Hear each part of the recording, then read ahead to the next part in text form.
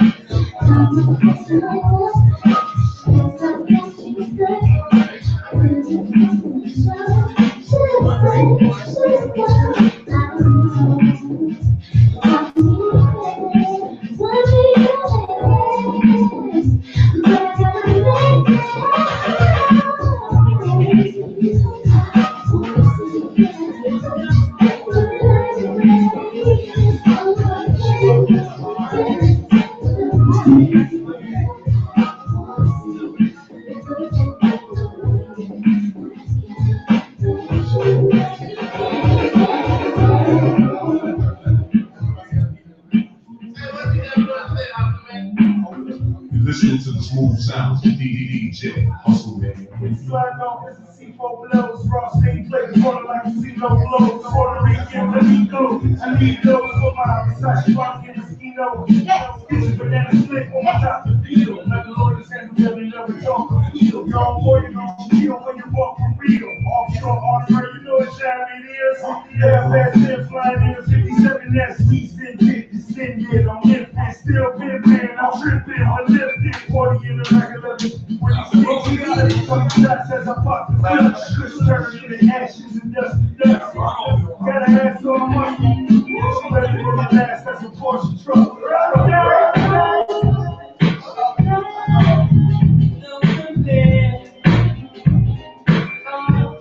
Hey, audience, only thing I ask that when we come in, audience, when we come in, when I say clap us in, like when I introduce you, welcome to the Tough Love Show, y'all clap us in. When I go to commercial, clap us out. Thank you.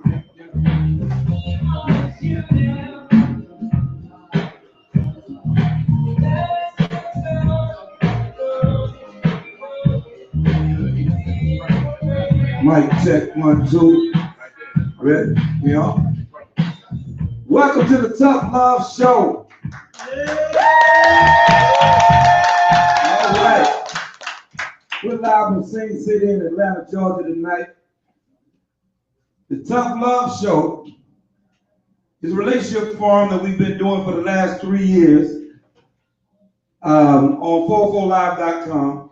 You can catch us live every day on 404live.com, streaming live on our forums, and you can watch us on 404live.com by downloading the 365 app.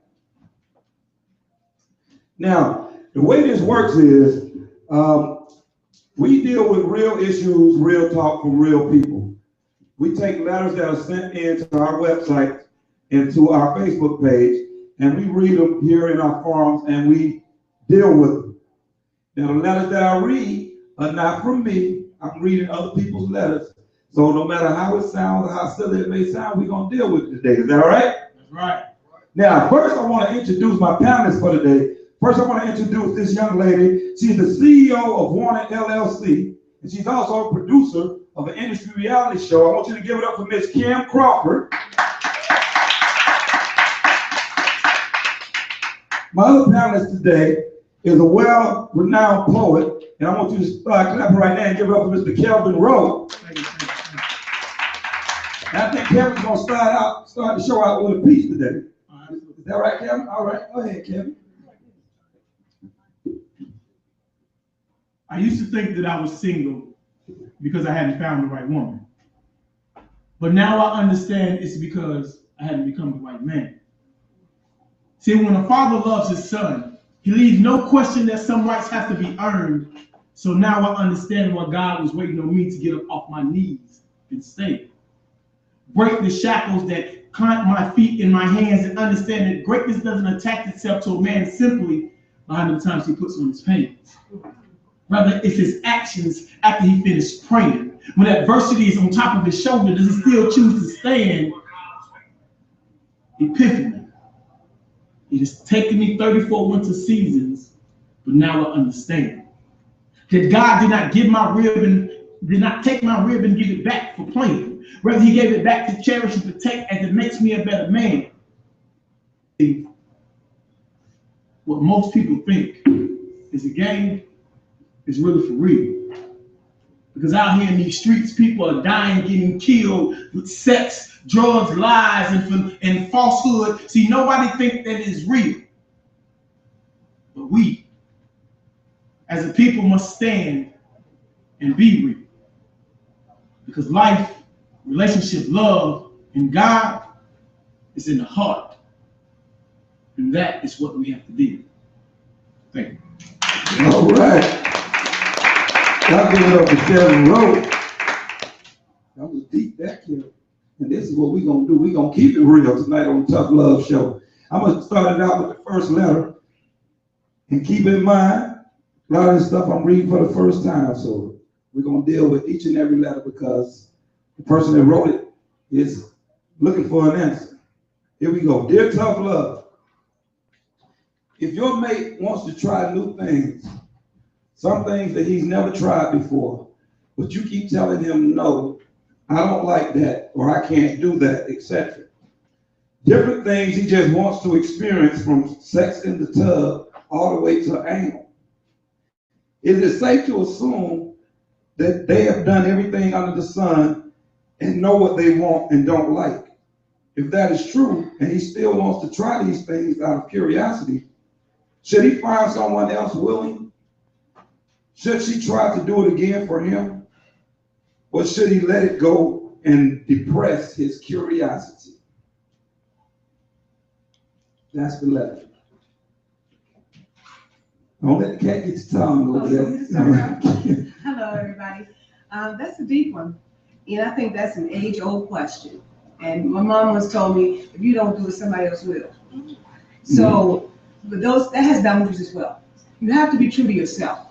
So just because the state is asking you to do something, if you're truly that uncomfortable with it, then you have to think about it again. But you gotta keep in the back of your mind that men are really strange creatures. Really strange, categorized in somewhere else creatures. And they want what they want, and they want a whole lot of it. And so if you aren't supplying it at home, and I've seen this happen to a very close girlfriend of mine, and I told her, but you know, they're gonna find a place for that fetish, for that desire, for that, they're gonna quench that thirst in some way. So even if you can't do that specific thing, I'll try to like improvise and see if I can find another way to do it, or, you know, something to take his mind off it. Maybe if I do this well, he won't think about that much. But you gotta please the home. If you don't please your man at home, then he's gonna start looking for pleasure outside the house. I agree. Anybody else got anything that they want to speak on? What you think, brother? Honestly, I think you got to weigh your options. You got to see which one you can deal with the best. Can you deal with the pain of doing what he's asked you to do, or can you deal with the pain of him walking away? Whichever one you can't deal with the worst, and that's the one you can choose the options of. So that's the way I look at the situation. If you can deal with it, it might be uncomfortable, but you deal with it, but him leaving hurt more than that uncomfortable, then you deal with the uncomfortable. But if you're walking away, it's less than you having to do that, then hey, tell them no and move on to the next thing. I like that answer right there.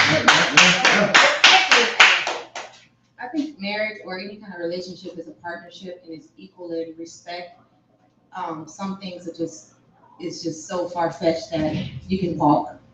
But at the same time, I'm gonna respect you enough to satisfy some of your curiosities, but you need to respect me and know that some things are just off limits and uncomfortable. See, you say don't bring no dogs out. I understand that now. Everybody should have that rhyme. Right. If you want 2 women, then I want 2 men. You go with that? See, I never had. You know what? Let's not get up on that stuff. Yeah, I don't know if they heard you. She said, if you want 2 women, I want 2 men. That's just outlandish. Exactly. So that's That's unrealistic. It's not unrealistic. That's the problem. But I like to dissect the letters. He said in the letter, from having sex in the tub all the way to anal. So seems like he was saying anal was like the worst thing he was asking for. And then it's like he hadn't done it before and he just wanted to try it. I don't know. I mean, you know, I think relationships are a give and take situation, because you have to give on both sides. You have to give something that's uncomfortable with yourself. If my partner wants to try something that doesn't go against my core beliefs, my faith and my core beliefs, then to piggyback what my man was saying, that uncomfortability, you have to get past that because you're in a relationship and it's a give and take. It's not just about you and what's comfortable for you. So you in a sense have to go past that. But if you're talking about having sex on top of a Bible, we got a problem. You know, so it's a give and take thing. I agree. And all that excrements, excretions, no, you gotta have some boundaries to this thing. I guess the values and morals come into play at some point, somewhere. So we agree that she needs to try to meet him halfway. I agree that you need to try to please your partner, but I also agree if she tries and she hates it, then he needs to understand that she don't like that. Yeah, not for it. But it was another part of the letter we said, should he assume that she's already done all these things and that's how she knows she don't like it? No. Huh? What'd you say? No, you can't assume that. I mean, there are certain things that I say, okay, this is something I don't even want to try. Doesn't mean I've tried it. It just means something. Well, what if your man want to try it? Well, we gonna have to look at some boundaries because it depends on what it is. Okay, well, let's just say anal then. We all grown in here. And for me, that would be negative. You won't even try it? No, I wouldn't even try it. But see, what happens is you have double standards. Because if we flip that and I said, I want you to do this, then, you know, me and y'all kind of cut and dry. And it's like, no. What kind of things you ask a man to do that he won't do? Well, I mean, when it comes to sex, it's probably y'all probably do everything. So, you know, but keep in mind, you know, there are some fantasies that women have, and depending on what they are, you know, some men might say no. But it's less likely for a man to say no than it is for a woman. Trying to figure out what fantasies you talking about. I don't know. The two men. Two men? Men, you can say no to that immediately. I've never No, had you know, a some woman. women like to try anal with a man, and you know, I ain't going for that. So I understand what you're saying. That's a negative. Yeah. I mean, I understand what you're saying. But two men. Right. You know, men, you know, and I have friends and we have conversations and they say, I don't want my boss touching another man's balls. Okay, but you're okay with seeing two women breast to breast. Oh yeah, that's a get off. That's a double standard. Okay. I've never had a woman ask me to do a two-man thing. And have any man ever had a woman? That's a trend. Yeah, that's right. That would be a first right there. And a woman asking you to do something homosexual, that's definitely no, unless she want to be with a homosexual. What? Did I say something? You did. Just because you're talking about a man's anus doesn't make it necessarily homosexual. I I think we all agree that it does. Not necessarily. That's all I agree. The prostate is there. Right. And any man who's ever experienced somebody who really knew what they were doing, that you can ejaculate just from a stimulation of the prostate through the anus.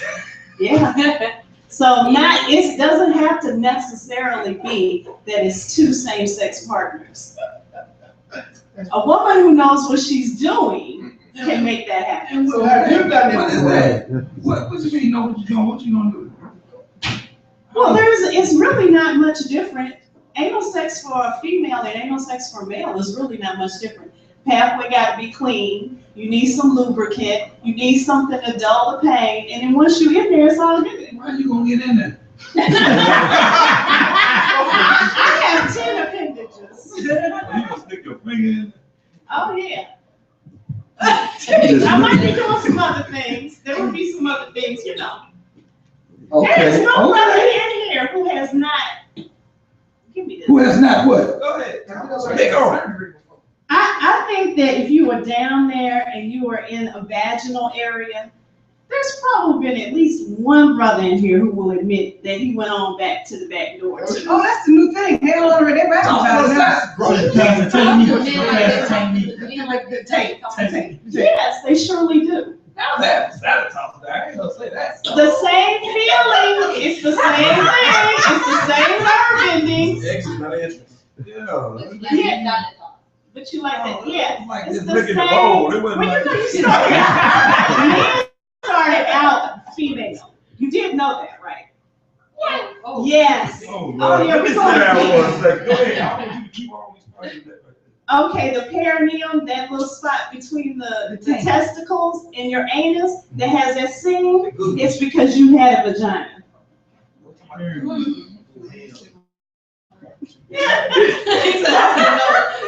When did I have a vagina? When I When was you- a placenta? Yes, when you were attached, before that testosterone decided it was going to, and that Y chromosome decided it was going to do what it was going to do, and seal you up, you had a vagina. So what that got to do with my butthole? It's the same nerve endings.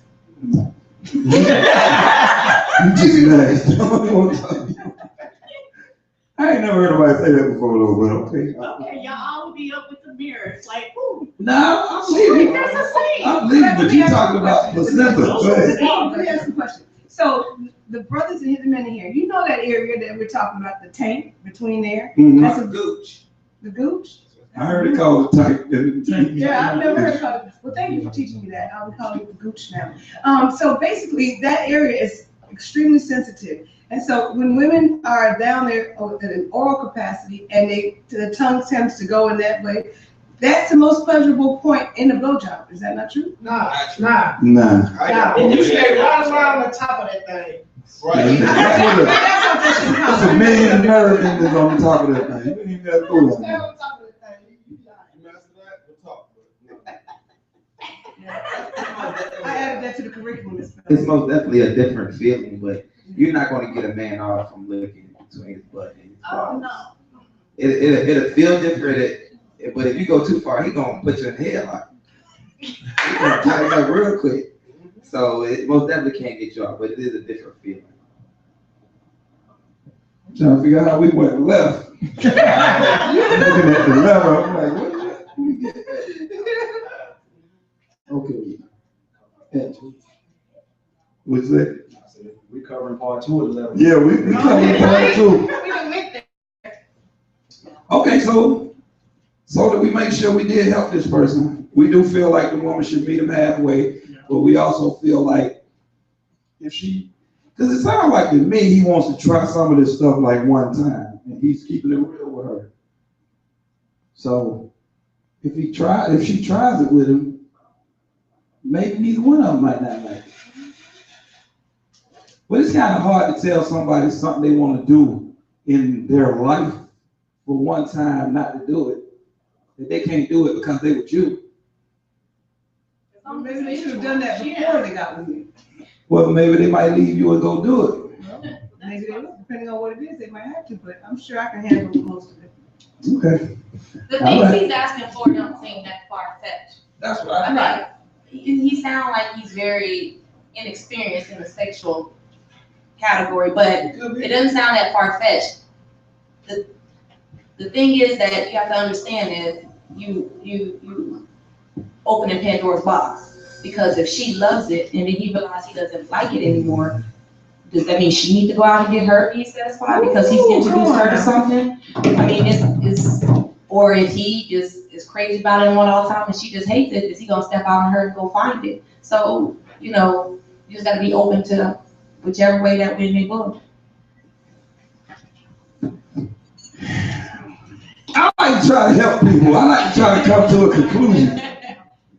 In my personal opinion, I think these kind of conversations need to be had in the beginning of the relationship. Once y'all start having sex, y'all should start talking about these different fetishes and stuff that you want to do. You shouldn't wait, years down the line and say, oh, I want to do this, and you've been holding on to this for years, and then you just dropping some new on them, and then they have to make a decision whether they want to be with you anymore, and like make it a do or die type of thing. You should talk about that. Once you start having sex with somebody, you should start having those conversations about things you haven't did, the things that you might want to do, and kind of get some feedback. Then you can make a decision. Okay, this person is for me, or they're not. Everybody's not sexually compatible, and you need to find that out in the beginning. Because for some people, it could be a deal breaker. So you need to know, okay, are you willing to go on this sexual roller coaster with me?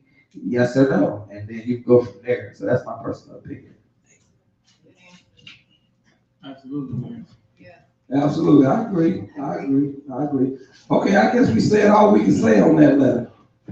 Y'all feel happy? Y'all feel satisfied that we helped that person as much as we could? That's what we're here for. It sounded to me like their main mistake is he wrote a letter where he should have just sat down and had a conversation with her. Seemed to me like they haven't had a conversation. Because the way his letter is formed, it's like he hasn't even asked her about these things. So seemed to me his best thought would be to just sit down and talk to her and say, hey, this is. Now it says, but she keeps telling you, no, I don't like that. I can't do that. That's what it says. I don't think they went into depth about what he likes. I don't think he's actually covered everything from the tub to the anal. I think he's gonna leave around the bush to it, and he hasn't actually got down and actually had that conversation with it and said. And maybe he might just have a conversation and say why you think you don't like it, or why, or have you tried it, and when you tried it, what did you not like, and maybe we can try to adjust it and play around with the formula and get it right this time. But it sounds to me like they haven't had enough conversation on the issue, and that might be the main problem. One of the other things that might help them is different sexual acts happen in different situations. So if we're on a romantic vacation, and I know for one of those acts in Vegas, a lot of things happen in Vegas. It depends on what mood you put this woman in before you ask her to do these outrageous things. So you'll take it anybody in Vegas. That's good. Nobody said anything about introducing alcohol, and that question is yes. But anyway, All right, we're gonna go to commercial break. We'll be right back with more Tough Love Radio.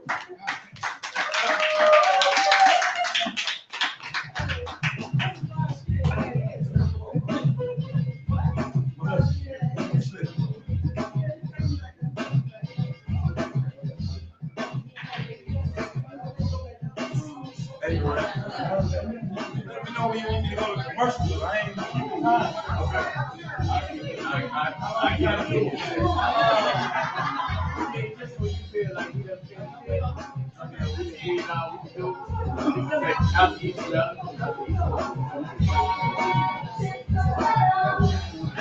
how many left think we need to do? Let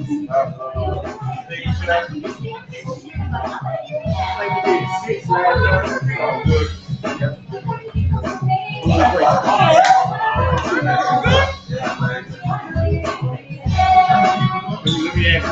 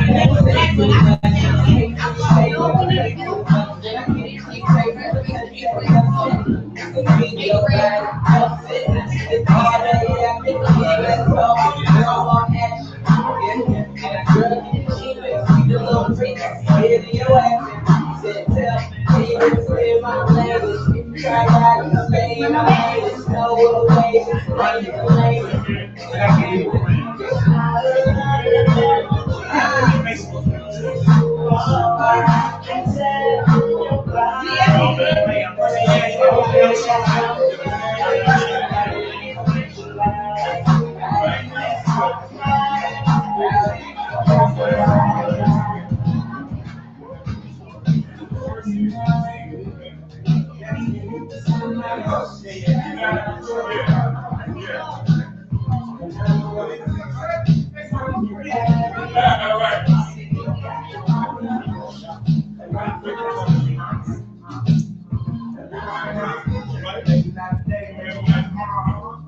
at the club, maybe at the bar. I wanna show you off like a Tony Ron. Anything better than nothing at all. Nothing at all. Nothing on you. I wanna show you the all you do is go on a date. You don't hear me, he ain't take it. Cause it's so great. As he never gonna hit. That's it, chillin' on so quick. I ain't tripping in a minute, here we go.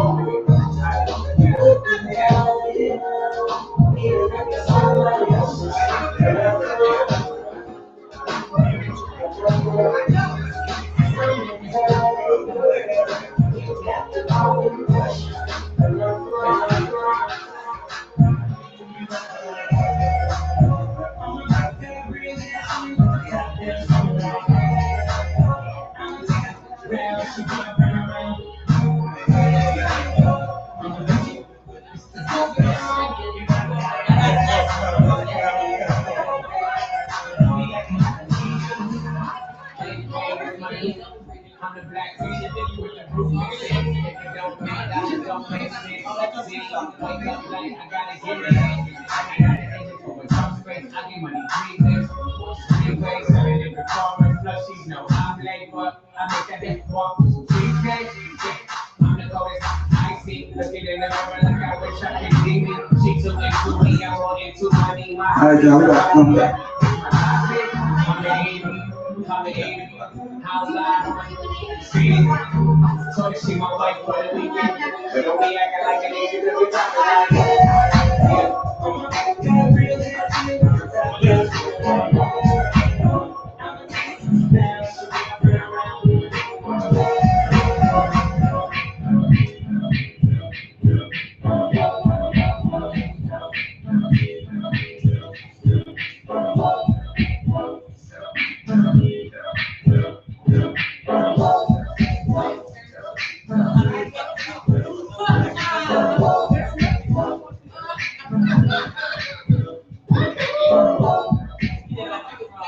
And we're back with the Tough Love Show.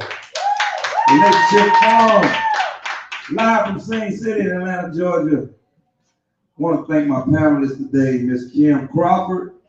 Give it up for Miss Kim Crawford for joining us today. CEO of Warner LLC, producer of the Industry Reality Show. I'd like to thank Kevin Rowe, the poet, for coming out tonight.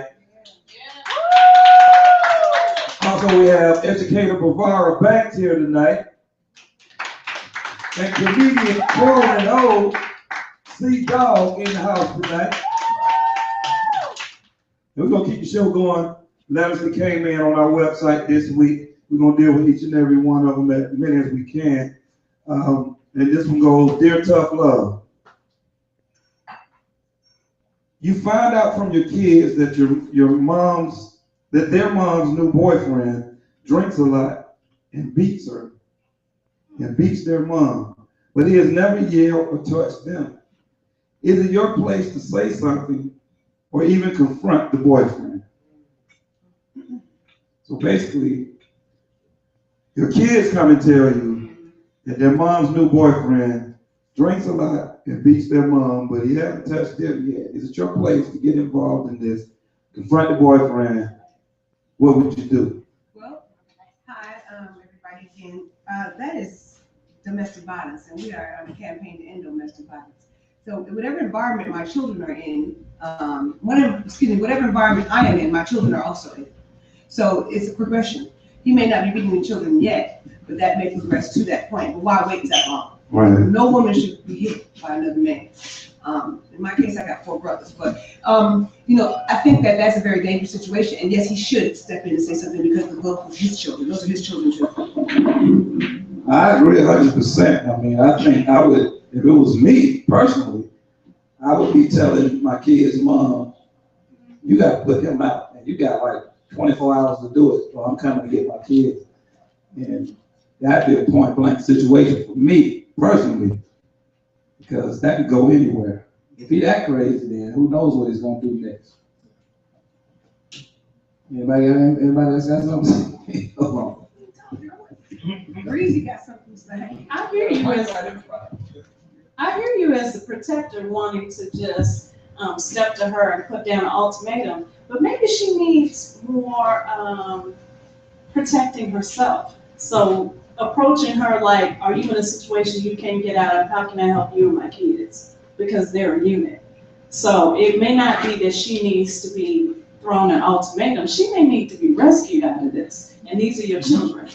She may need to be rescued out of this, but if she's not trying to put him out or call the cops on him, then I'm coming to get my kids. You know it's a mic right Yeah, I was now. wondering if it was a mic right now. I'm just saying, declaration.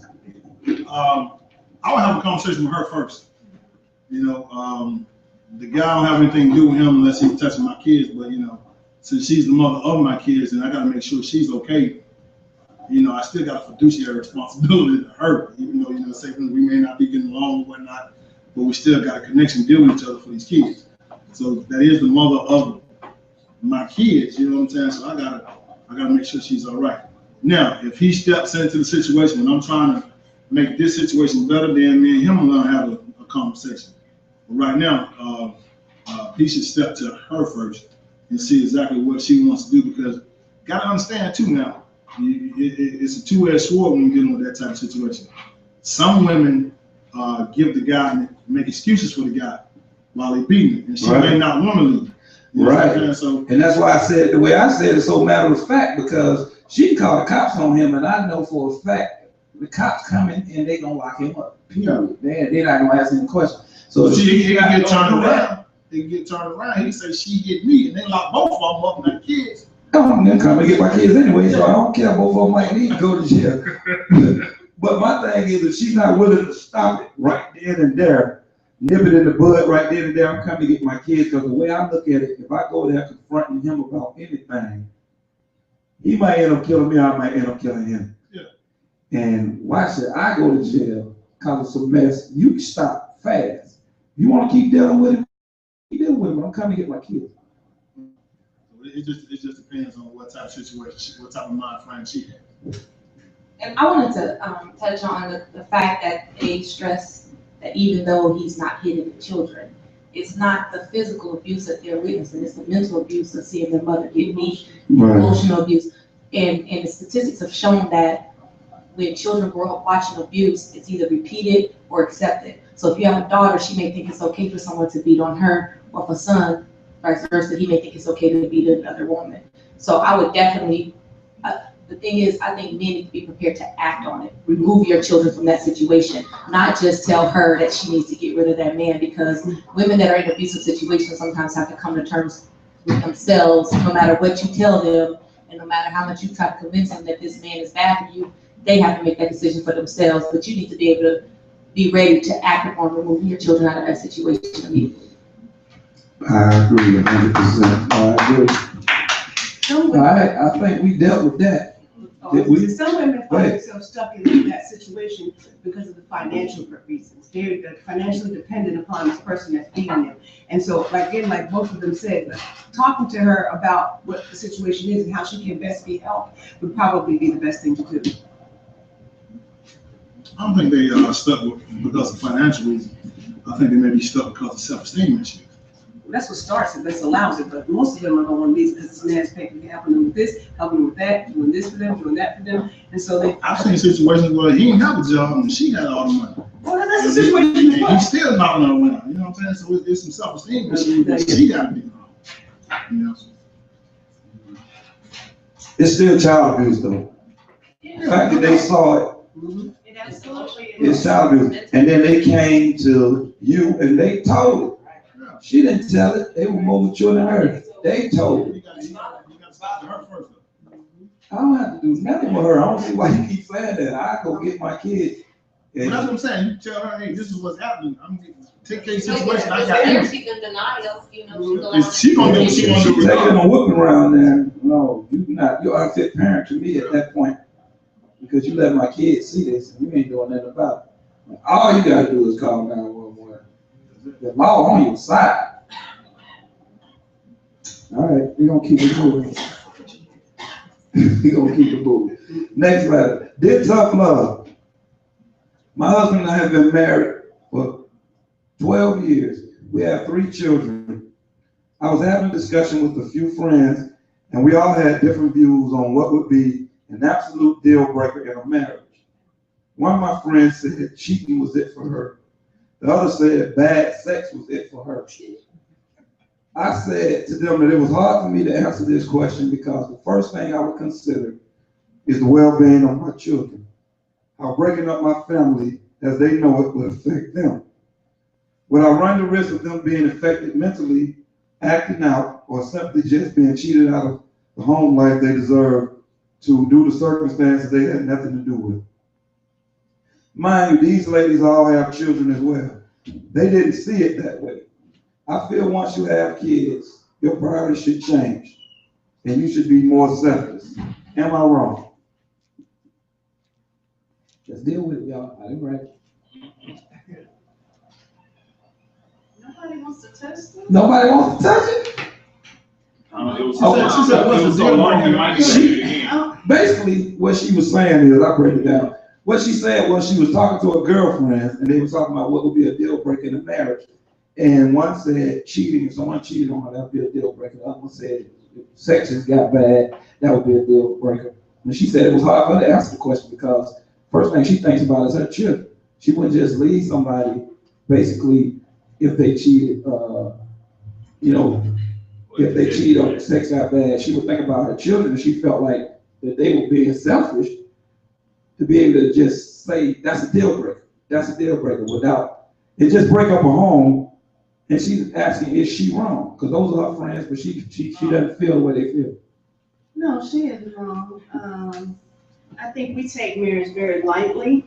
I was married for 17 years, and I came to that impasse. And we both were very invested in our children who are now grown. And we, how are we going to co-parent? How are we going to stay? So she's not wrong. You need to, as a parent, put those children's concerns first, especially when the deal breaker isn't something like violence, lack of resources to take care of these kids.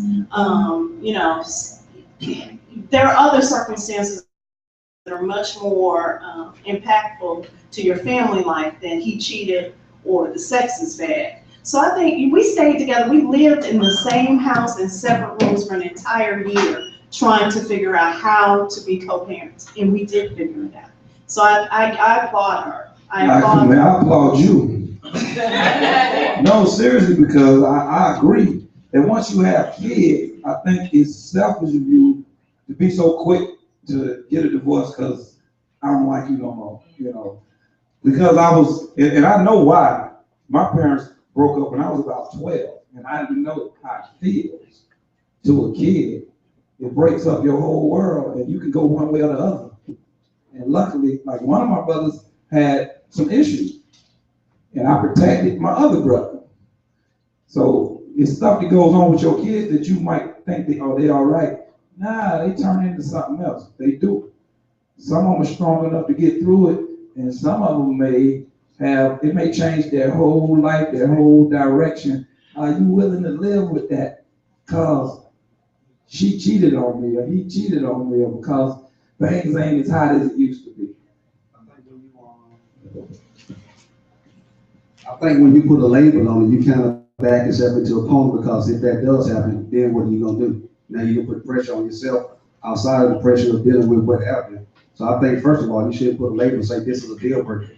I think what should be a deal breaker is when the energy to leave is stronger than the energy to stay, then that's a deal breaker. Other than that, you shouldn't put a label on it, because if that person crosses that, then what you gonna do?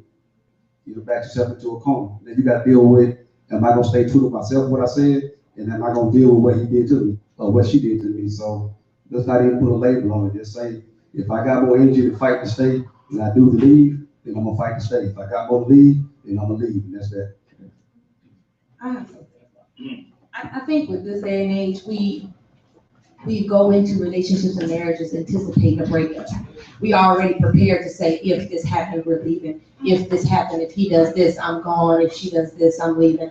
If we look back into our great-grandparents and the older generations where they were forced to stay together because of either economical reasons or because for instance, if he was the breadwinner, she never worked, all she did was take care of the household. She stayed with her man because she was dependent upon him. Not saying that she wasn't upset that he cheated, because I think we can look back and tell, we talk to great grandparents and say Papa was a Rolling Stone, and yeah, he stepped out, and years of being together, they finally loved each other enough to put aside all of that foolishness.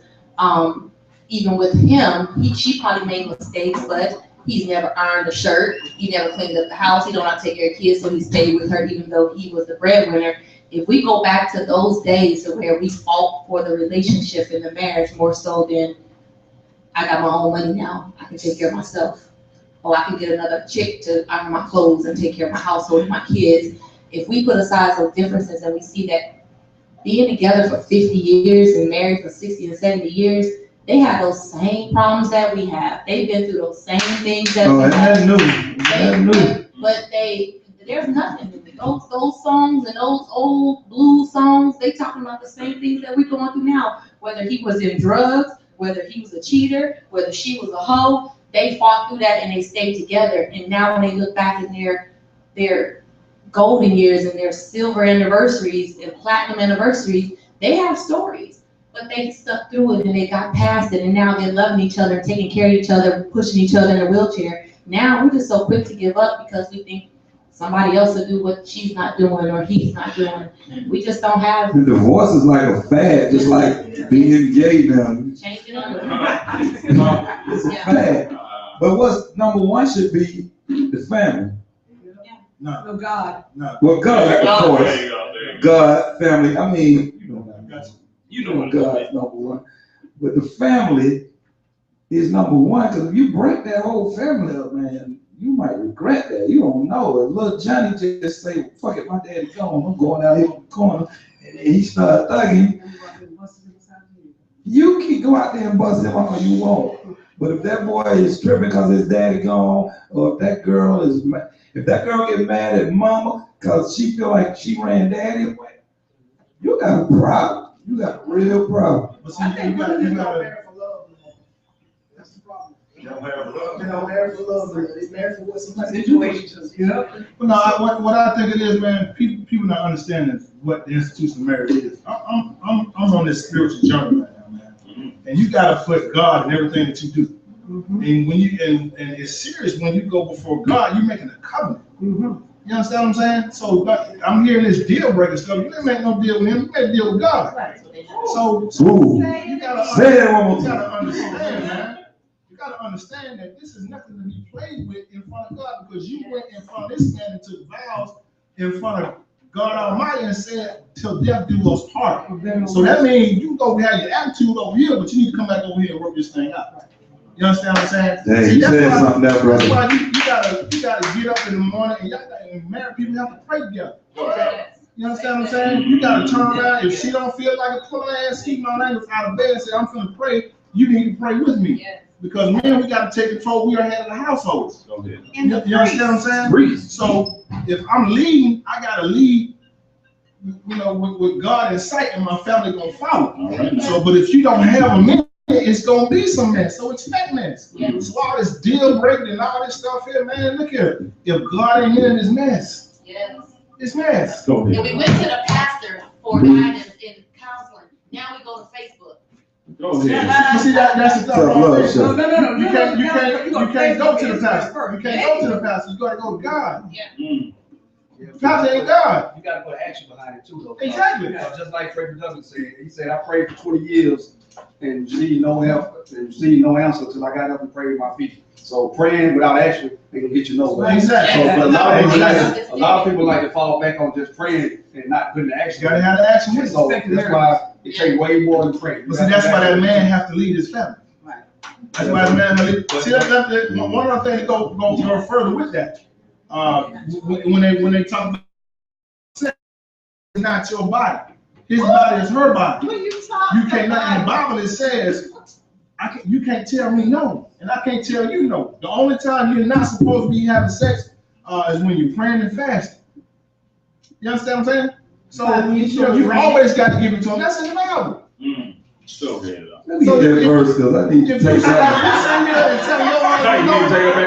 need that verse, I'll man. give it to you, because we just did, I go to Bible study over there, this is the Baptist church over there, Cascade, Southwest. We deep over there, man. But what I'm saying is, and the Bible speaks about, you gotta be unselfish with each other. You can't sit here and tell him no.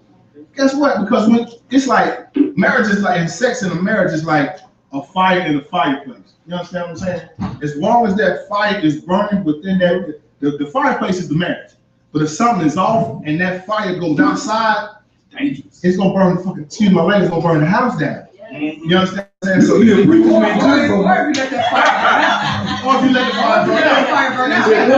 Exactly. You gotta keep that So fire. you know what I'm saying? Hey, I'm just saying, you can't tell that man no, you can't tell your wife no. If he said, hey, such, you need to be doing what you need to do. Like my great grandmama used to say, you need to be a hoe in the house and a lady in the street. All the That's time. good. I believe that. Hey, no, that's why I speak the truth. Go I ahead. agree, my brother. Let me just put one caveat on what you said. Yes, the woman's body no longer belongs to her, and the man's body no longer belongs to him. Exactly. But as the head, God, the Bible also says that man should love his wife like Christ loved the church. All right. Now, So he's not going to force her out of consideration for her feelings. He's not going to force her to do something that she either is, if I got that headache, or if it's my time, or whatever that is. nobody. Because it's mutual sacrifice. And exactly.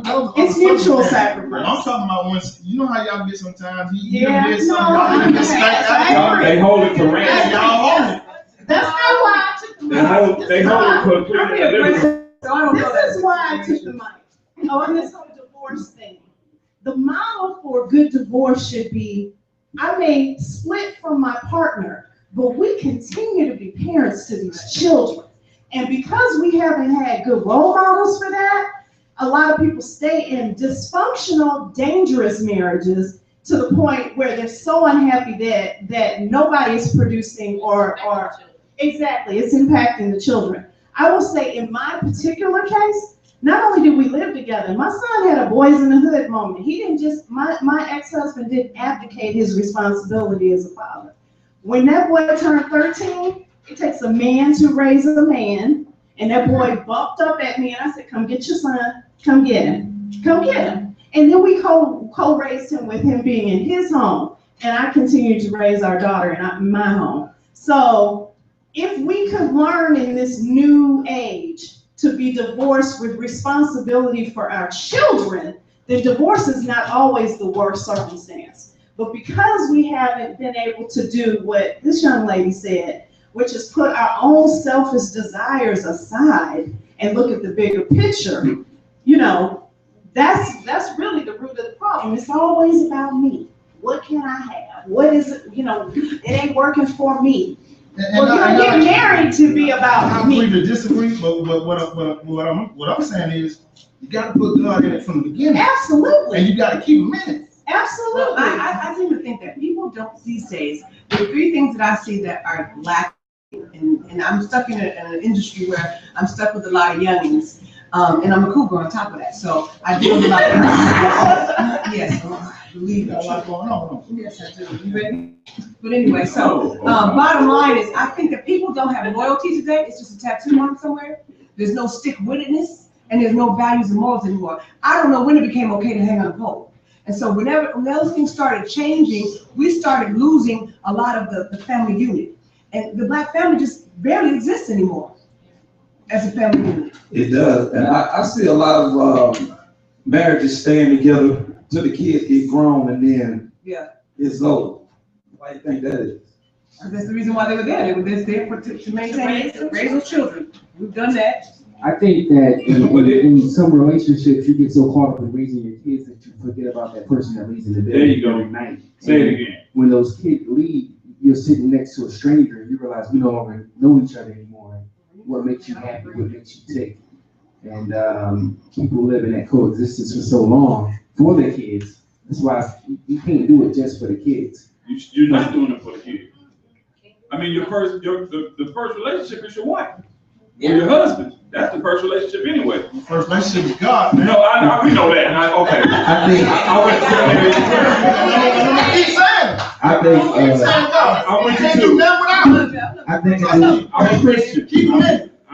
Keep them in. Right, yeah, Keep them right. in. I love Right. praying. Keep them in. You're just in the wrong church. No. Keep them in. I think in this day and age, it goes back to compatibility. I think a lot of relationships are forced these days. People are getting in relationships for the wrong reasons. The courtship is not going on. Getting to know that person is not going on. We live in an instant world, so it's instant this, instant that. So it's like, oh, that looks good. Let me go try that. And they wind up getting pregnant, or you get in a relationship. You don't take your time to get to know that person until it's too late, and then you get into these issues where the family is breaking up. Well, it really wasn't a family from the beginning. There was no foundation. So I think that's the biggest problem. We are getting out of the days where you actually get to know that person becoming your best friend, your better half, and y'all have a strong bond before you start making babies and stuff like that, before you get married. So I think those are a lot of the issues. It's the core, the beginning, the foundation, and then you get into all that. If you have a good foundation, then you can withstand the weather a little bit better.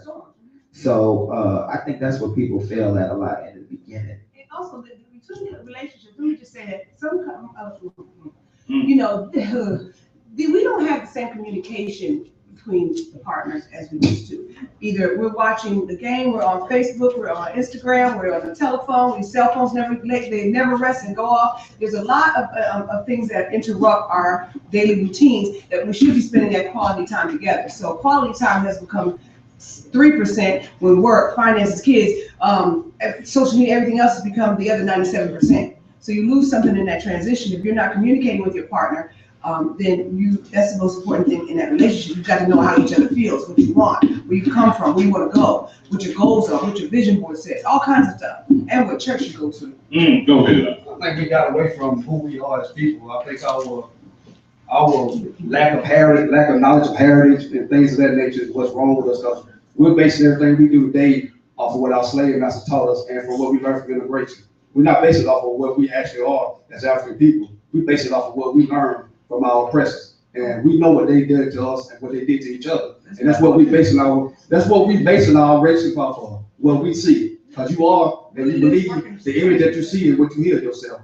And everything, and we have no outlets for black people. No media outlets, no music outlets, nothing. Everything is white on. And so what we see of ourselves is what they portray of us, and that's what we mimic. And so that's why I think everything's being institutionalized, because that's what they pushing on us. They pushing that on us to make us be that way. They dumbing us down, and we let them. Yes, they dumbing us down, and we let them. You went there. I'm glad you went there, because when you were saying you gotta lead this woman. And they seem to really construct those letters, and they seem to evolve with each generation. You know, whatever the situation is, until we have emasculated our men, we have put our women out there to become more demoralized. It's Exactly. Integration and the feminist movement. Feminist Was movement. the beginning of the breakup of the black household, because for one, men and women, black men and women were working together because we had one goal. That was to defeat racism. To survive. When feminism stepped in, it split up the household because it made black women think that they had to compete against us because they thought we was oppressing them. Yes. But really, it was the white woman being oppressed by the white man. So right. that began the end of what we know as a normal black family, And that's where it went to. That's what it was all the time. And now you got a lot of educated black women, and they get their own money, and they hard to control, brother. You talk about you need to be the leader of that house. They hard to control. It's not as easy. It's not as easy. I mean, you know what I mean by control. I mean a woman submitting to her man. I know a lot of females that I deal with that they have their degree, they have their job. They hard to control. But What you is guys control? respect. How can you control? When I say control, I mean keeping the regular structure the way it was, where the man was the head of the household, like Mr. Banks said, wake up in the morning, tell this woman, come on, we gonna pray. She might say, man, you don't I'm late for work. But you don't find men that's submissive to God. You know, I can submit to you once you submit to God. And you gotta be strong enough to make me submit. I mean, I think the whole thing, she said I gotta be strong enough to make her submit. The whole thing. Once I've been carrying this load by myself for this long, and I haven't encountered, I've had 3 husbands. So I'm probably one of those difficult women you're talking about. Yeah, I can see that. I'm part of the single wives club now, and I'm learning how to be submissive. You want somebody to tell you to sit down, huh? Yeah, tell me that, tell me. Right. I need somebody to tell me what to do, because I can't be controlled. So I'm used to making my own money. Who wants to control a person? That's what he just said. No, You it's know the that. difference from being controlled and being submissive. I have always made more money than most of the men I've dated. I had an electrical engineer with a master's in engineering and mathematics, so I've always made more money, but he wouldn't know that because I'm gonna show him respect. If I had found a man who could come into my household and I could give him that respect to know that my money, the amount of money I make don't determine the respect I have for you, I will always put you first. You will be the head of this household. The paycheck doesn't determine me being submissive. You submit to God, I submit to you. But a lot of men think that they're either are feel some type of inferior because I make more money, you know, or think that I'm gonna look for somebody else who makes more money. It's different. But you They gotta put understand. themselves in that position sometimes. They just begin to feel Right. inferior because of the. But I stopped a long time ago trying to make you Right. feel higher than you feel yourself. I can't help yourself. I stopped trying to turn mice into men, because I have done so many before. And now I need to find a man that's already. Now that goes back to what he was saying, the black man being emasculated in front of his woman. You know, I don't think a lot of women understand that ever since we were little kids, ever since we were little boys, ever since I was a little boy, I always felt like when I walk out this house, I gotta keep from getting locked up. Like they trying to lock me up. And I don't think y'all felt that way as girls, but as boys, that's how we felt, because that's what we saw. And then you got more black men in jail than in college or close. It shouldn't be like that. You got way more women in college who graduated in college. And you know, and women, I think all that's about design. I think the white man had a lot to do with that. Absolutely. But sometimes we don't know. You know what I mean? And sometimes we're a product of our environment. I grew up in a single parent household. My mother was strong. She took care of us. So I naturally thought, man, when I grow up, I want to be a strong black female. Right. And I honestly thought in my head, I don't need a man for nothing. I make my money. I got the grades. I had to. But that's something that we wasn't taught. It wasn't something we did on purpose. It wasn't something we did out of volition.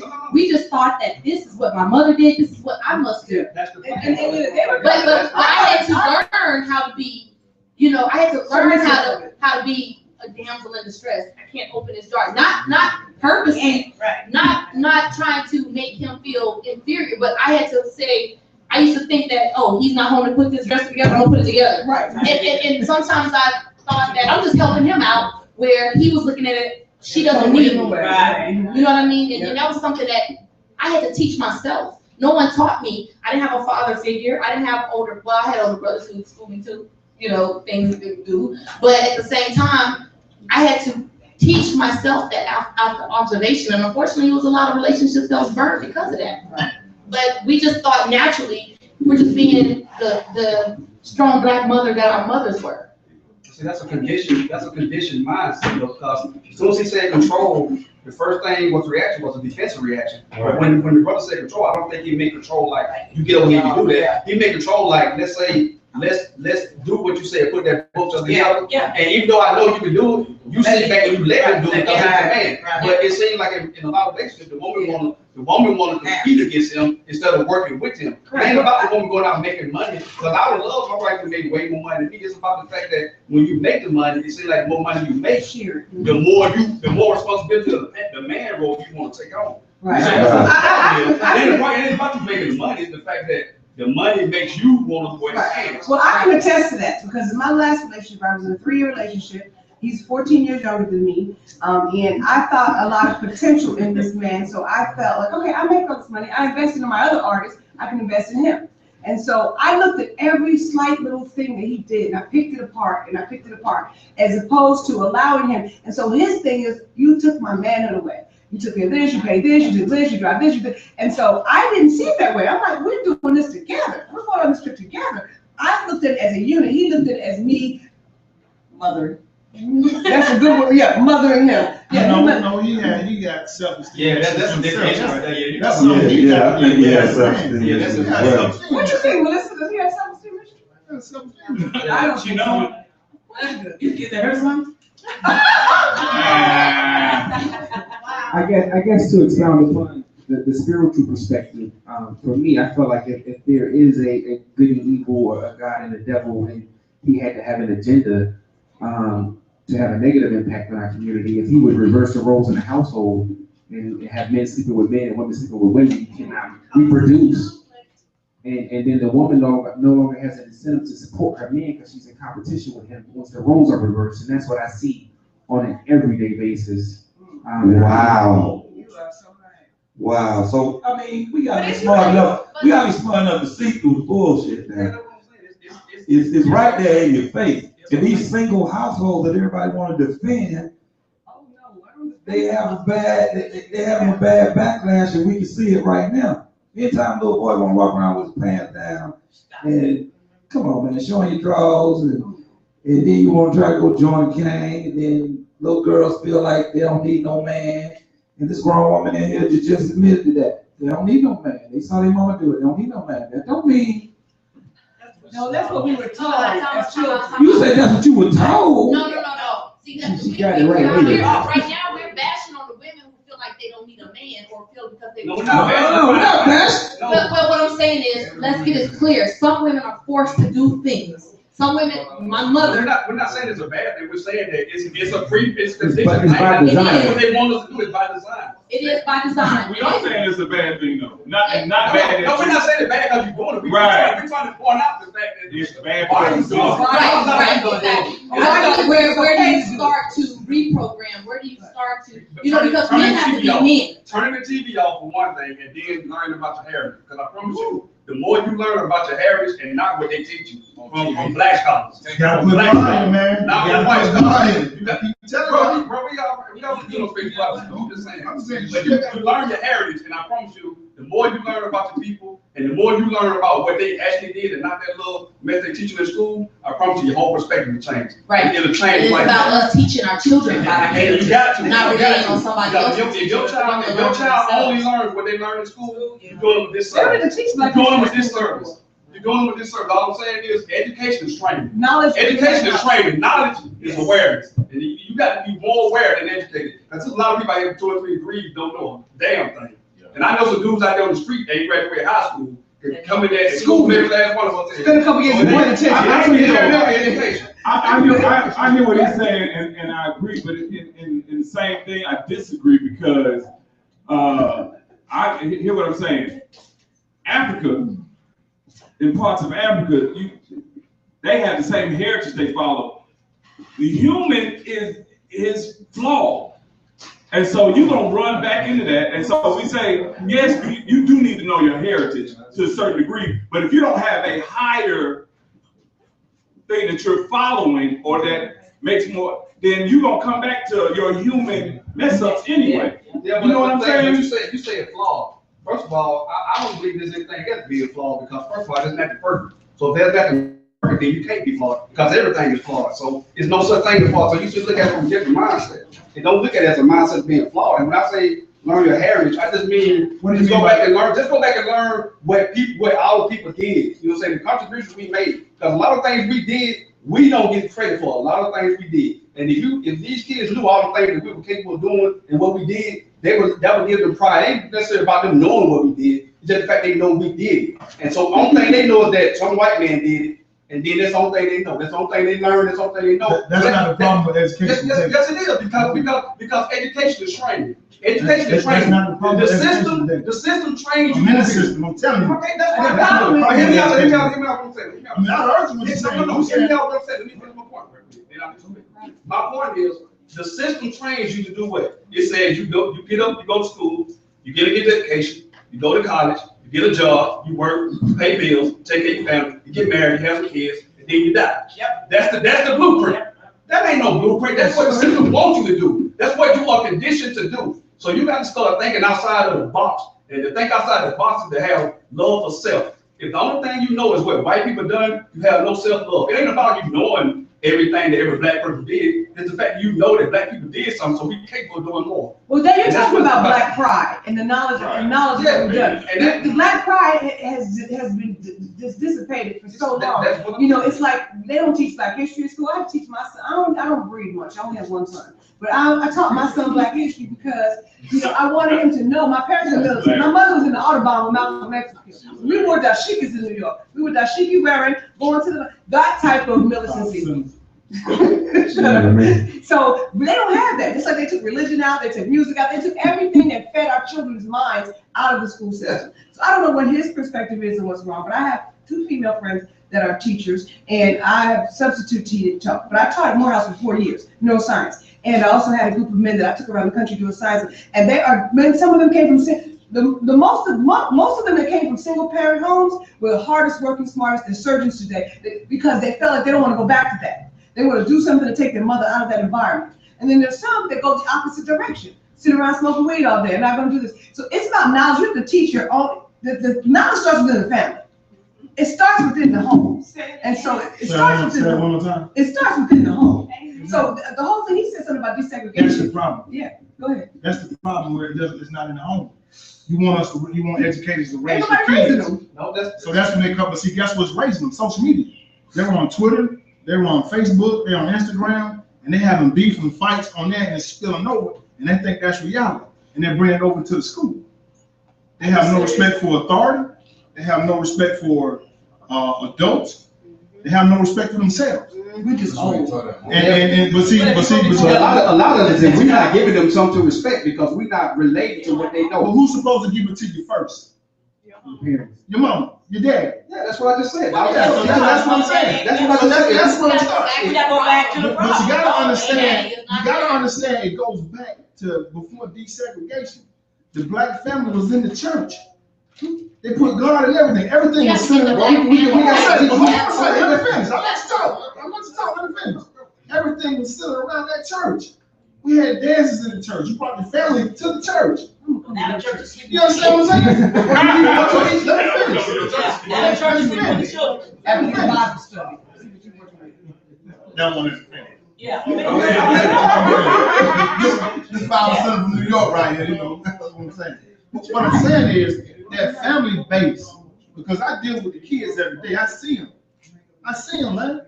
They are the worst. The kids in South Fulton are the worst in America, and I see it in the TV.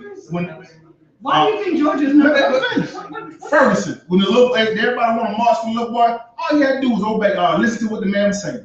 That's it. No, bro. I'm gonna tell you. Let me finish. Hear my point. Oh, y'all went all the way off topic. How do we get to Ferguson? This Top Love Show. Okay. Hold on, we're gonna take a break. We're gonna blow some get heated. We're gonna take a break. We'll be right back on Top Love Radio.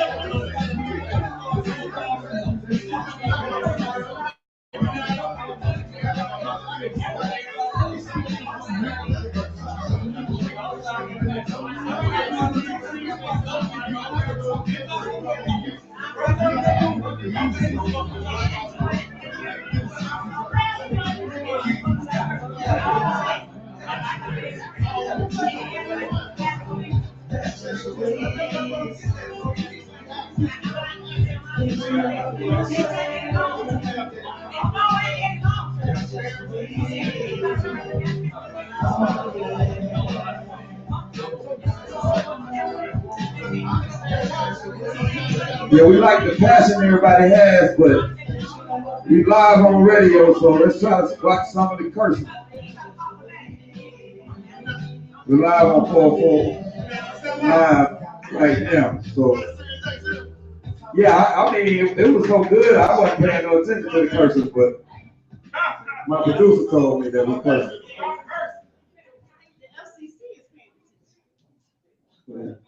No, we got people screaming live and they're like, y'all, it sounds good, but could y'all stop the cursing? Like, oh, we're glad you listened.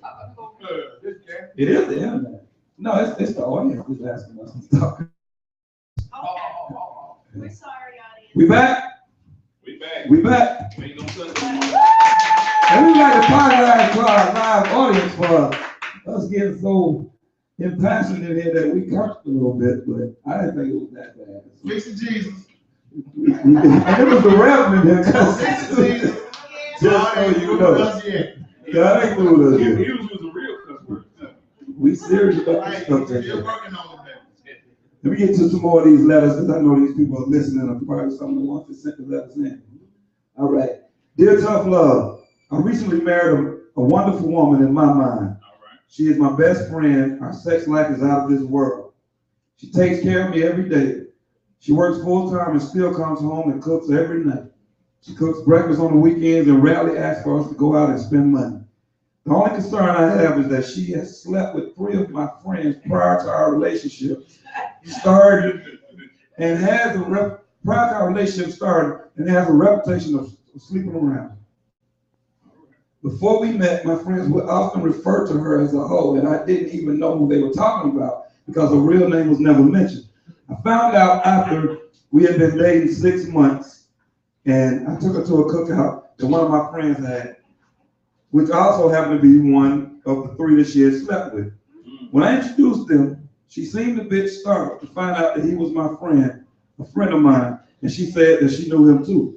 After she got comfortable and was chilling with some of the other ladies at the cookout, my friend pulled me inside the house and told me she was the hoe that our friends were always referring to. I was shocked. Took a few minutes and I thought about it, but decided that she was worth moving forward with because she had not given me any reason to doubt her faithfulness to me in the 6 months that we had been together.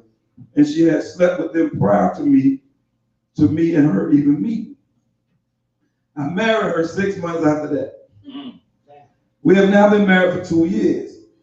It does bother me that my friends have known my wife intimately, but no one ever talks about it. Deep down, I have a fear that she might cheat or has, and I just haven't found out. I never raised this issue with her, but I rarely hang out with my friends anymore either. Do you think I should even be concerned or uncomfortable around my friends? Yeah, a couple more questions. What do you think about men marrying hoes? Should he accept her to change? Should he expect her to change because she is married? Is it realistic for him to expect her to change and remain faithful to him? We gonna deal with it, y'all. If he's calling her a hoe, he has some issues. He's saying she's hoe-like. No. She has He turned a hoe into a housewife, and now he want her to sweep. No, he turned a hoe into a housewife, and now he expect her to wear a apron and sweep. That ain't gonna happen. Now he said she's doing all that stuff. She's doing it. And she was so good. She's so good that he He ain't gonna pass, but now. Hoes can be rehabilitated.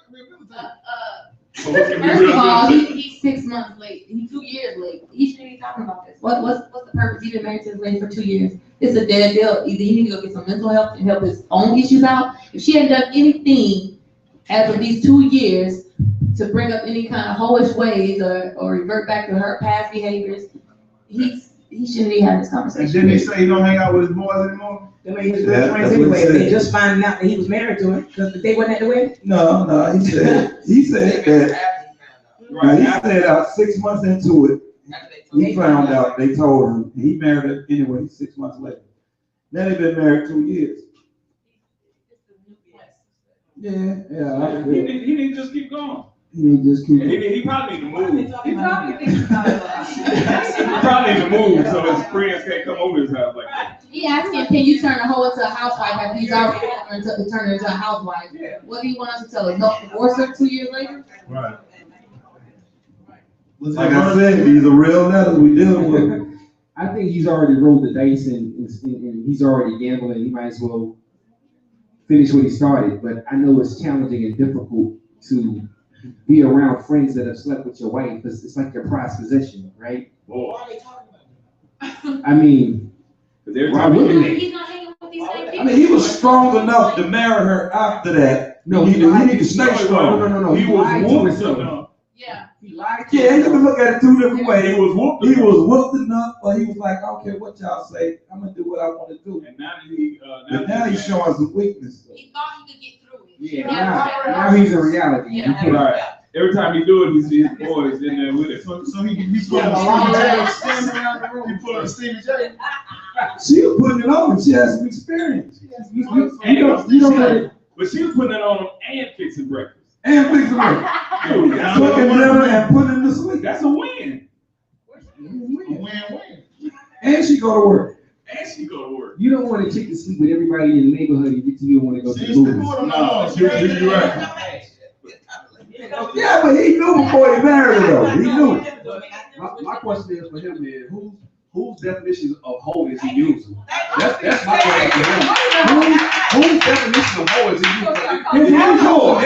If he's using theirs, then he already done lost. But if he uses his own definition and talk to her and see what her actual sexual history was prior to him, then his definition of hoe and theirs, what they influenced his mind, would be 2 different things. Right, just because she slept with multiple guys, if he's looking for a girl who's a virgin, then he might as well hang it up. You gotta go to the high school and hang out right out front of 8th grade. Most times, your definition of hoe is the same as your homeboy. Well, I want to know what constitutes being a hoe. Yeah, I think you have to, hold on. define what a hoe is. She had a question. What constitutes being a hoe? You have to define. I don't know the definition. What constitutes being a hoe to you? Oh, to me, You. if you sleep with multiple men at the same time, At the same time. it could be in the same week, same day. If you sleeping with multiple men at the same time, then that might put you in the category of. I agree. Hold on, ladies. You Hold on, ladies. don't know. Y'all That's wanted another to thing. know. Y'all wanted to know. Hold on, ladies. What constitutes being a hoe to you, bro? Oh, wow. Sleeping with he said, but anytime, it ain't no coincidence you slept with 3 friends. I mean, that's just like, come on, like, what's the odds of that? It's like hitting the lottery. I'm wholesome, but I just so happen to sleep with 3 friends, and they all talking about it. We all, you know what I'm saying? They don't have to be at the same time. If we all talking behind your back. Another question, can you be an ex-hoe? Because sometimes girls go through shit, and they might be going through some. I believe something. they could go through rehabilitation. I think. Can you be an ex-hoe? Okay.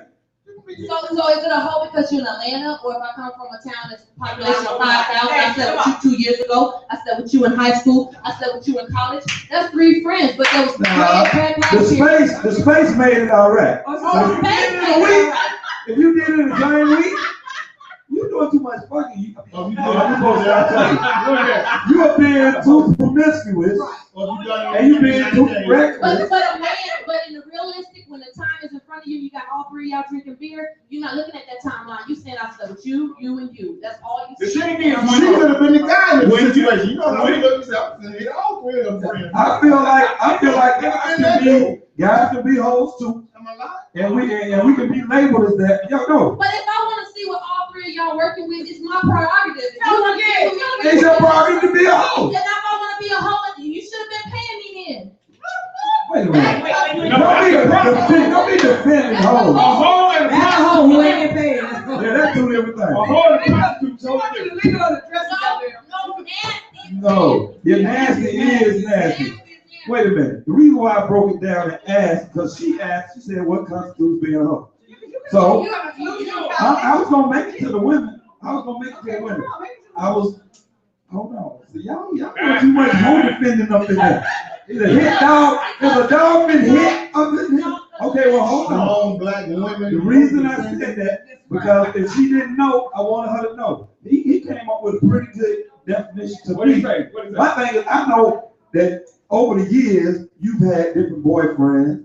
You slept with more than one person. I don't expect you to meet you at 30, 35, 40, and you had two sex partners. I don't expect that. I really don't want to know. But I think the most important thing to go back to the letter is if he loves this woman and she's doing everything that he wants her to do as a wife, then he need to get some new friends and build and start his life, because that's a lifetime commitment. You can't come 2 years later and be like, oh, I want to leave this situation. went back to the So to get back to the letter, he should stick with his wife and get some new friends. Friends come a dime a dozen. And I think that's what he wanted to hear.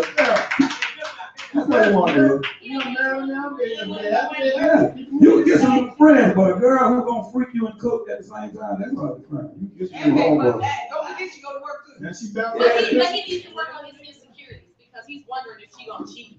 Yeah, he most definitely insecure a little bit. Yeah, a little will. Ask him, can she He's a little will. qualify and cook cornbread? But we did agree that she can be an ex-hoe, just because she was promiscuous at one point. Because he asked. No, she's still a hoe. This is like, you can go to church. Paying him no attention. You can be an ex-alcoholic, you can be an ex-hoe. It's a recovering alcoholic. Recovering hoe. Recovering hoe. Oh, so you saying she's gonna always have to struggle with being a hoe for the rest of her life? That's what you're saying?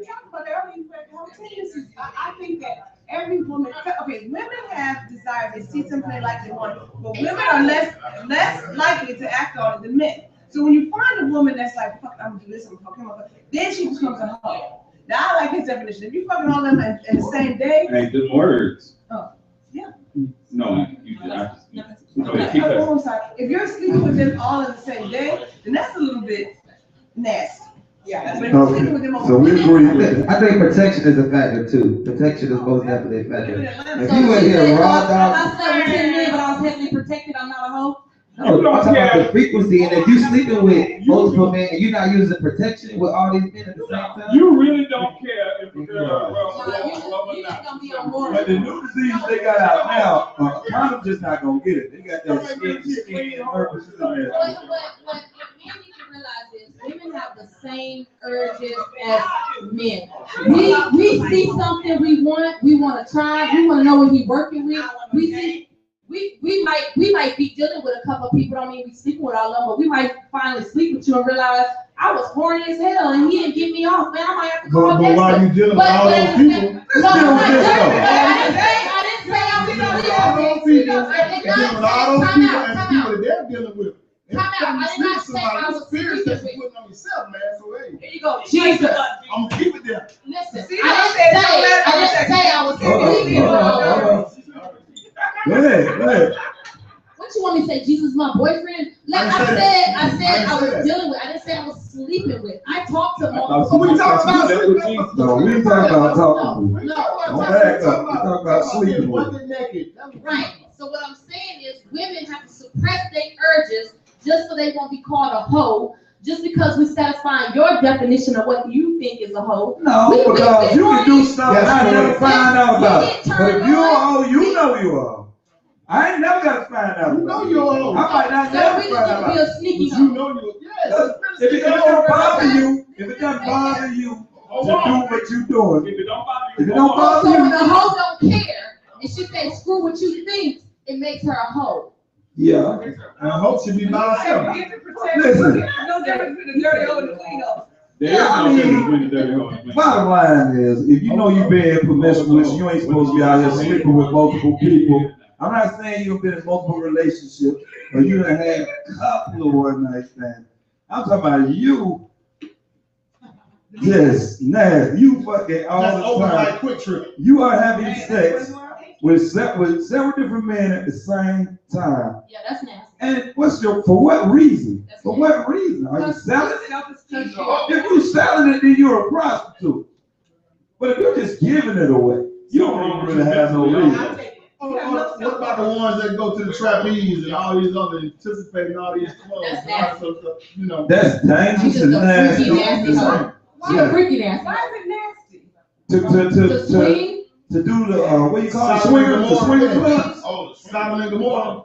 What? I don't. You don't think that's dangerous and nasty? No, I do not. I think if the ultimate lifestyle is swinging and you like to swing, then swing.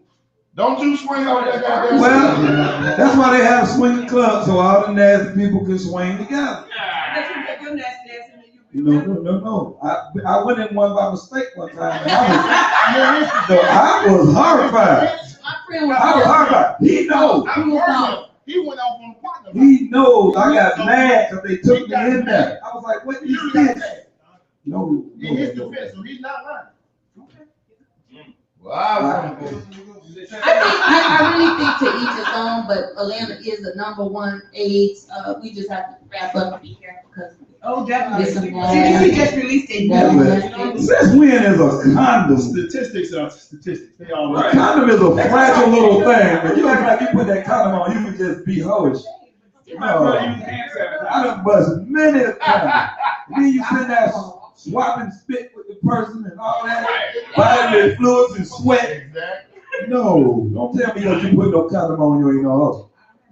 Rather you put a condom on if you're gonna be a hoe. Be a clean hoe, is what you're saying. She's trying to be a less Be a hoe with more. dangerous hoe.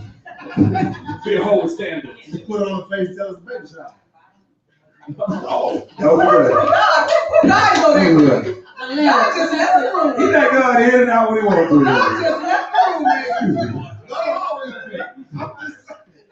Keep going. Keep going. When I said keep going, You keep going. Hey, Y'all done went all the way off on deep end. next question, man. Next question. Next question. Keep it going. Keep it going. Next question. Next question. We talk about hoes all day long. We be on that stuff. Okay. Next question. Next question. Yeah, so you want to switch real quick. Dear Top Love, I recently got married 3 months ago, and I think the world of my husband. He is so awesome. We were together for 4 years before we got engaged, and took 2 years to plan the best wedding we could imagine.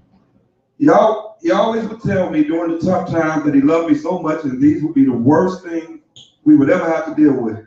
He always assured me he would never cheat on me from day one our relationship started, and he stayed true to his word.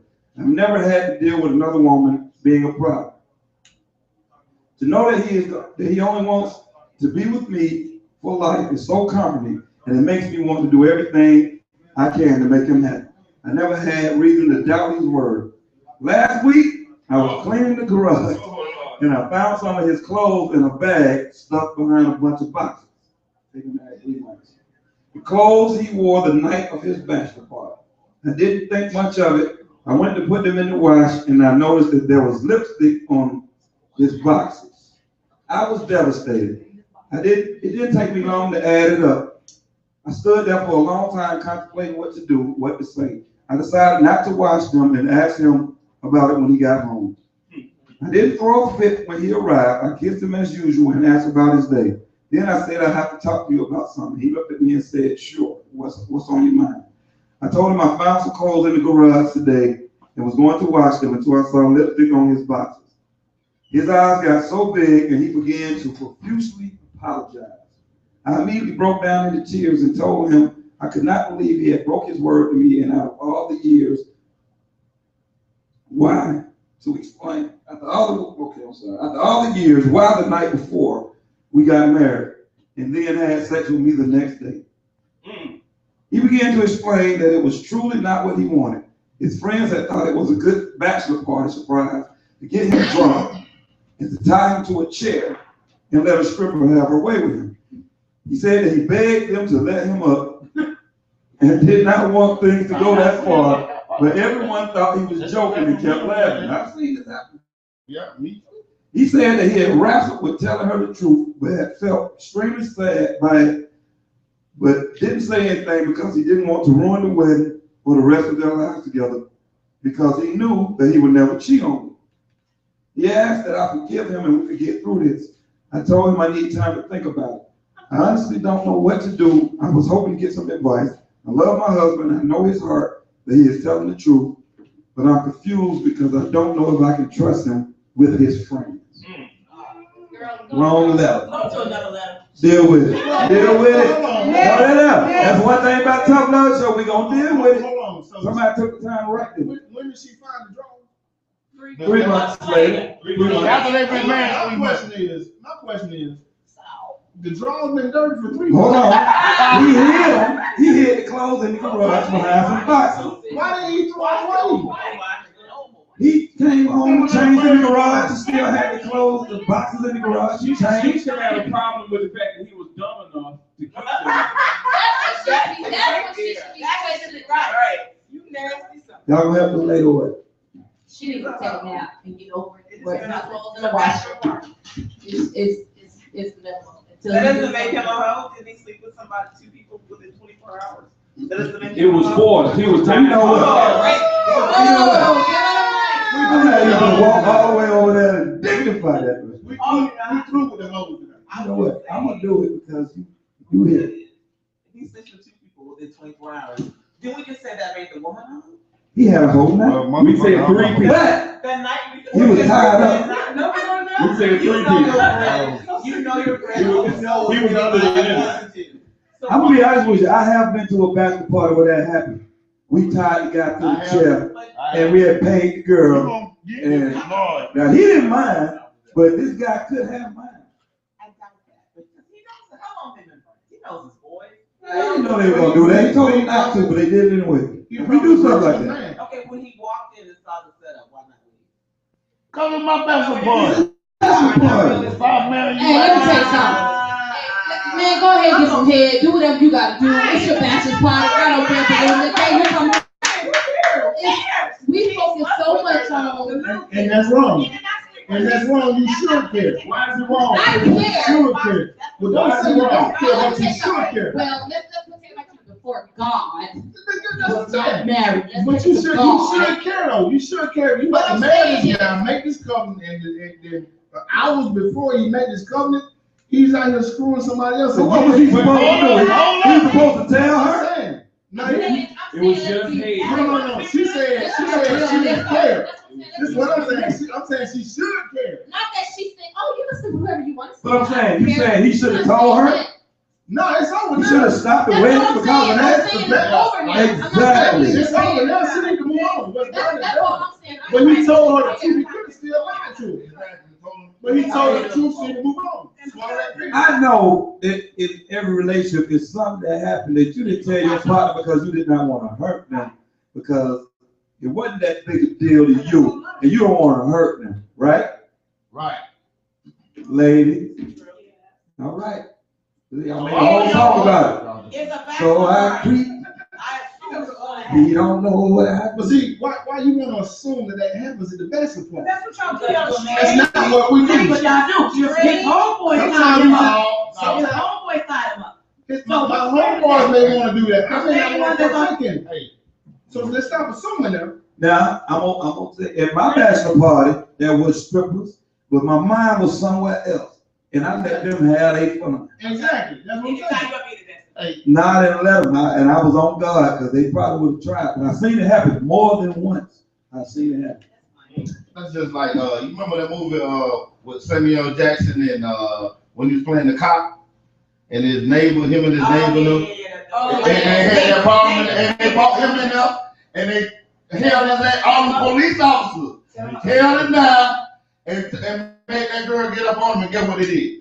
Videotape it. You know what I'm saying? So things like that, it does happen, and I've seen it happen too. And I know at my bachelor party, if I ever had one, if you go down, you will.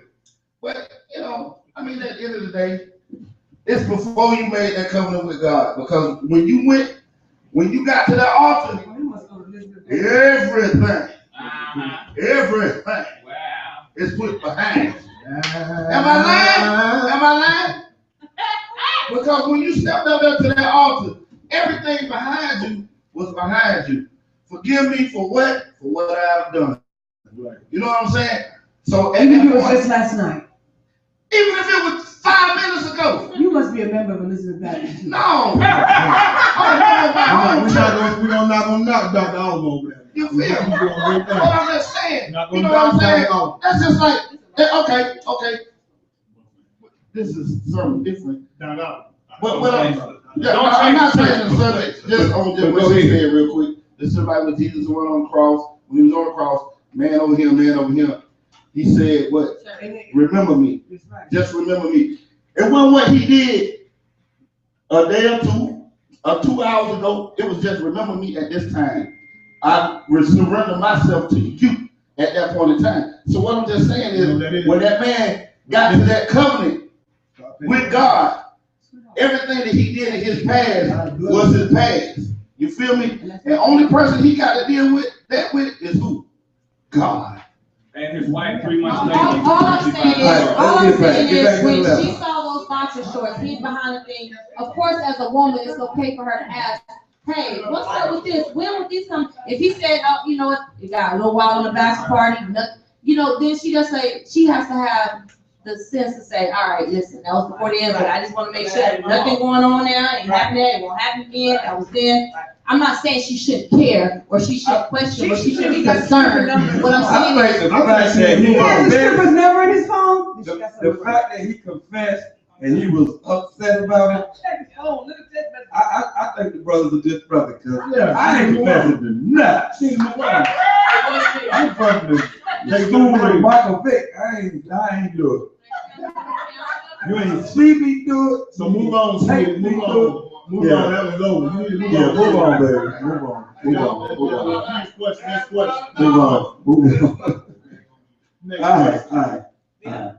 Dear Tough Love, my wife and I have been together since high school. We've been married now 13 years. We have a 15-year-old, a 13-year-old, and a 12-year-old.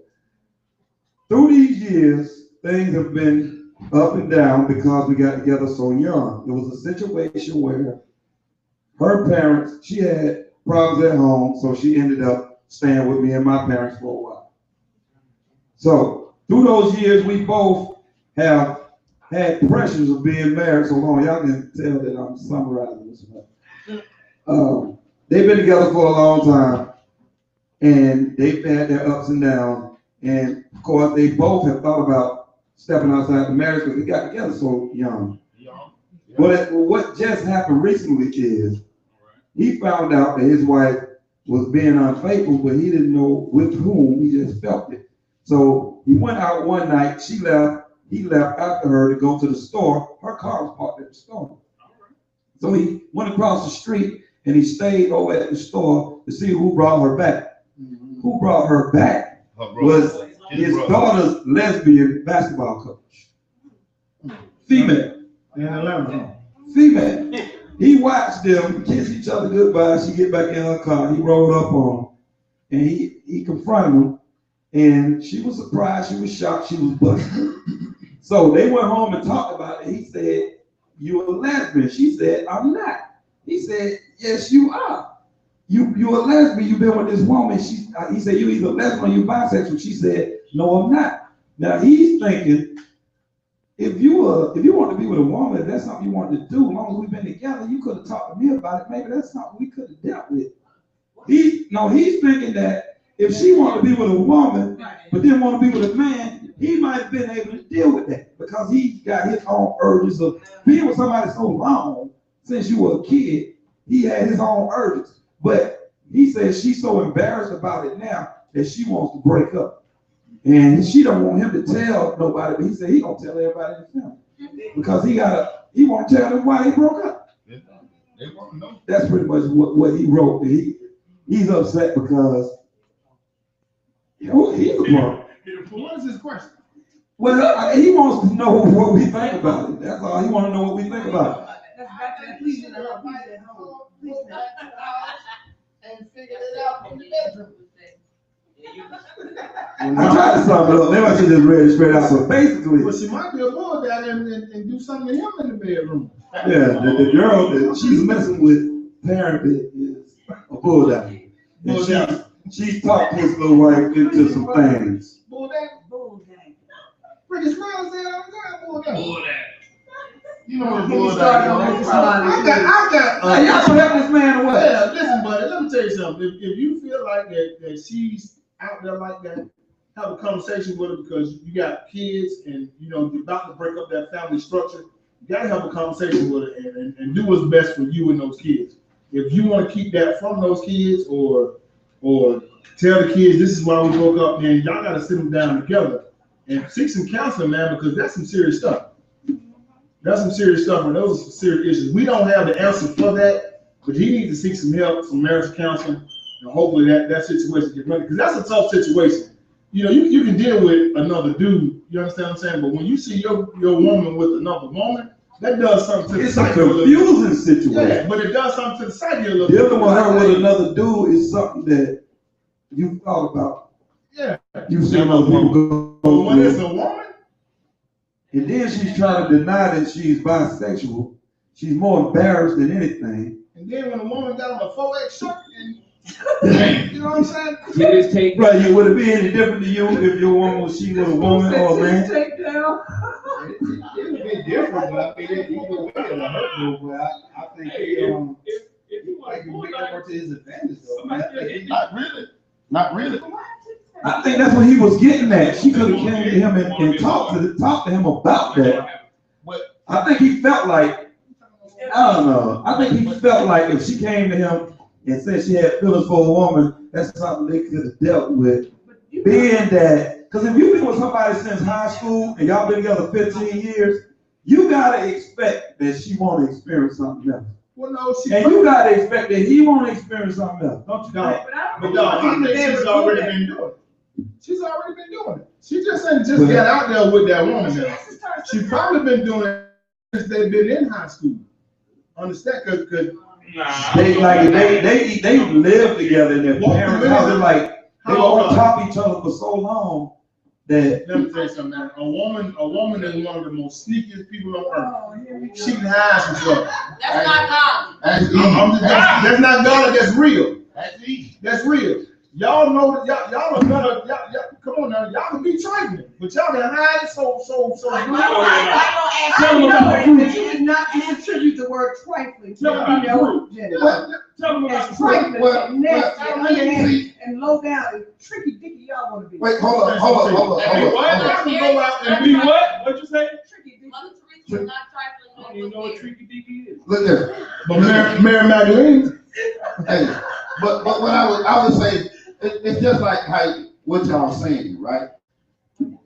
Especially when you put the Bible in it, I go straight back to Eve. That's where it started from. Right. You know what I'm saying? It's all just a curse of the devil. What's the biggest lie?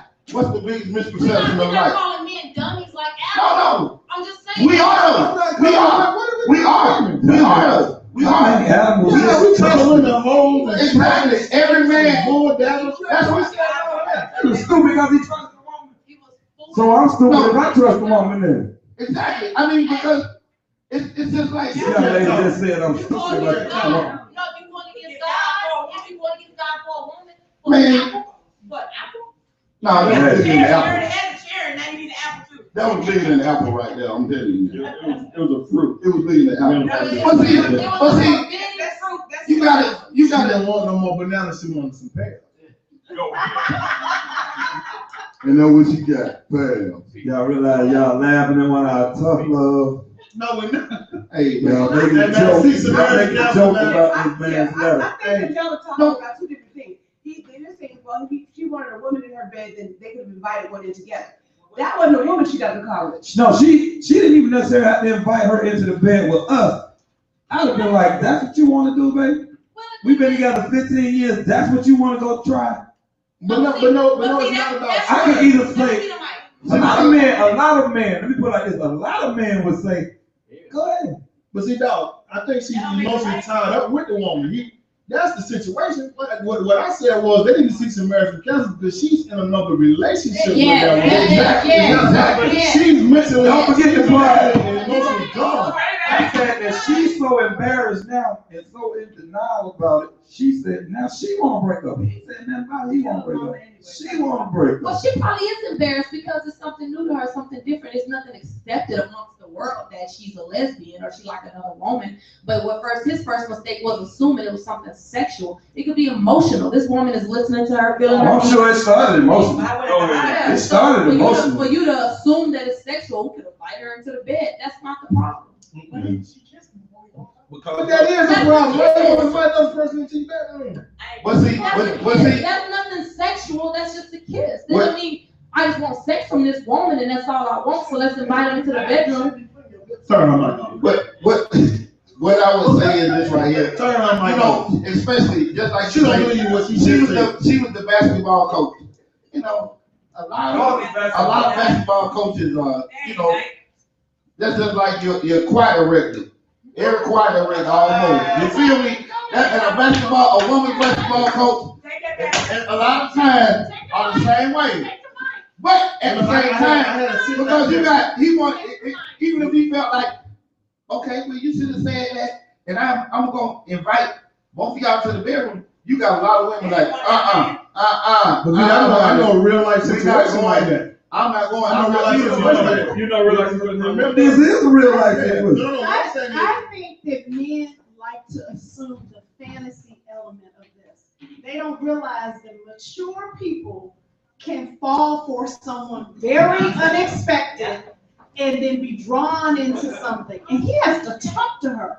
This is his partner. You're right. Yeah, they need to talk. He tried to talk to her. He said, you are gay. She said, no, I'm not. He said, well, you're bisexual. She said, I don't feel like I'm bisexual. Well, that's why they need to go and have a third person out there to have some conversation with. He doesn't know the extent of this relationship, and he's labeling her without knowing the extent of this relationship. And I think 13 years and however many kids is enough time for you to invest it, for you to go and figure out what's going on. They're still young, they're still young. It's like they've been trapped together for a lot of years. If I've been with this woman for 13 years, and I've never seen you hang out with this basketball coach. He never been to the house, he been no cookouts, he been out nowhere. And all of a sudden you hanging out with her, kissing her. I'm gonna have an issue with that because guess what? You should have an issue. But what I'm saying is, what is the issue you have? She's been off the issue that I'm having. The issue is that you're cheating. Is the issue that this what else is another set? Exactly. That's what I'm saying. No. It's cheating. Because we all know the basketball coach. The basketball coach has never been to my house. Everybody knows the basketball coach. We have a fish fry. We have a friend. They know she's gay. Everybody knows she's physically gay. She's bulldaggering. Okay. She's in the word. The first issue is that she's cheating. The second one threw him for a loop. What a woman. Yeah, he told him in the head right now because he went back and he called his partner. This is how the conversation went. No, what you doing? Now, what's up, man? Hey, man, look, meet me at the house. Meet me at the spot for a minute. They meet up at the spot. A man is not gonna tell no man my wife is gay. Yeah, he will. You got a partner. No, you got a partner that you will tell stuff. You got to talk to somebody. You got to talk to somebody who's gonna kill everybody. You gonna tell your you know what? Don't you? What's your name again? What's your name again? Yes. True friends. Alicia, don't you say not now another time what a man will do in here until you grow a set of balls. Not a man. And I promise you, I won't say what a woman will do. Deal? Deal. That's why we got men and women in here. Not a man another time. Yeah, yeah. But it ain't like no little nothing. It's like two men talking. Two grown men talking, I got a problem. You want me to hold this in and snap your neck because I done held everything in? A conversation with my boy, a conversation with this, I got it. A conversation with my boy about how I feel and about something that hurt me saved a whole lot of mess in the house. Because I done got it off my chest. You might have gave me some good advice. I have vented. We end up laughing about it at the end. Then you want me to come home with all that up on me? You don't want that. I learned, I stand corrected. All right. All right, y'all. It's been a great Tough Love show. We got to wrap it up. Want to thank our panelists for tonight. Kevin Rowe, Kim Crawford. Y'all give it up for Barbara Banks, C-Dog, my man Corey No, and everybody that came out tonight. I'd like to thank City City Club, man. I've been your host, Dexter Tucker. Shout out to my producers, Melissa Costa and Duran Bailey. 44 Live, every day, 44live.com. We're on, the Tough Love Show is on at 11 and again at 3, Monday through Friday. Y'all listen to the music on 44live.com. The best music you ever want to hear. Shout out to Duran Bailey one more time. Thank y'all for coming.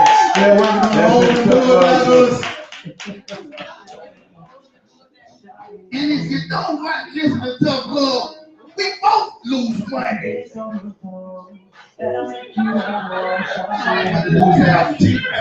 I watch you